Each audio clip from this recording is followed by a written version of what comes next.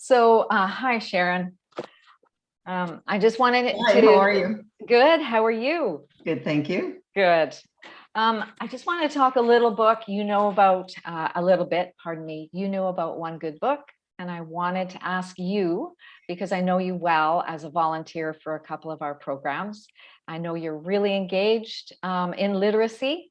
And you were instrumental in bringing Dolly Parton's Imagination Library to Chilliwack. So as well as very active with your Rotary Club and the Rotary Literacy Committee with the book sale. But we wanted to talk about, what really brought you into a passion for literacy and a passion for reading. And if you have a defining moment, or was it always there? So tell me a little bit. I think I always loved books. My mother wasn't too literate, but she always had a book for me, and I always remember that. And I was the eldest.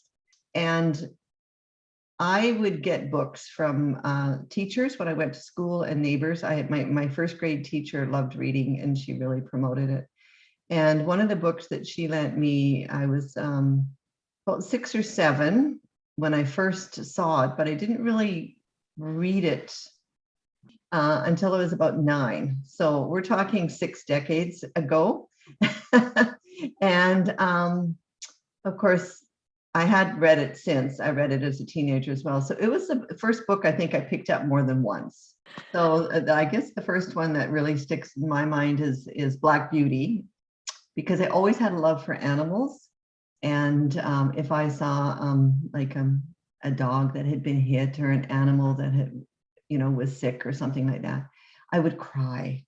Oh. And my mother used to say to me, you can't cry for every lost animal or soul in the world. It's going to break your heart over and over again. And Black Beauty was one of those stories that broke my heart.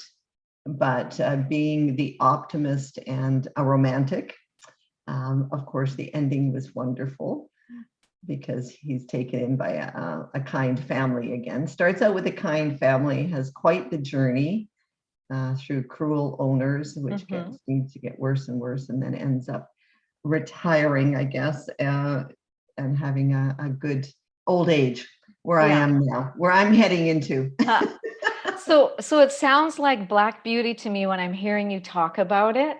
Some of the attraction was that it brought you through all of the emotions, like a full circle kind of emotional experience, where you really could feel for the horse, and the situation it was in.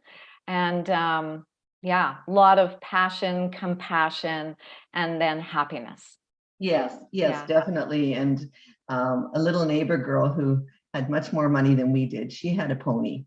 And I always coveted that pony. And every once in a while, she would let one of the neighbor children ride her pony if we did her chores for her, cleaning the stall and so on. Smart girl. Yeah, very smart girl. A little bit of bribery there. I also liked the personality traits that Black Beauty, being the narrator of the book, the horse was the storyteller. Yeah. His courage. I always love that, and his intelligence, and willing to go with the situation. Very almost flexible. Like it didn't matter what his owner was. He was obedient, and he was making the best of the situation, I guess. And in my childhood home, I often had to make the best of a situation, because it wasn't the happiest of a childhood home. And so I kind of identified with him that way, that he had that courage, and just like with some of my mentors that I have in my life now, I would think back to, okay, what would so-and-so have done in this situation? And back then it was a horse instead of an adult, or a person or a friend. So. Yeah. That is an amazing parallel. That's fantastic. So, and it's a very old book. I mean, Anna Sewell wrote it in 1877, and she wrote it to bring attention to the plight of horses and the abuse of the animals and stuff. And I've never been able to tolerate that. abuse of animals. And in fact, in my life, I have fostered so many animals and taken in, I don't go out and buy a pet. I find a pet that needs a home, and Yeah. done that for years and years. And Yeah. Well, I want to thank you, Sharon, for telling me about Black Beauty. I know it's just a very small part of your literacy journey, and thank you. really appreciate it. I want to end by saying that you and I are kindred spirits, because when we emailed originally, you were talking about reading at night with the flashlight. Oh, yes. Although you read encyclopedias, which, so I also read at night with the flashlight in bed under the covers. Yeah. And so you and I are kindred spirits in that it's the That's wonderful lovely. joys of childhood. I'm sure that there's many readers who've done the same over the years. I think over the so. decades.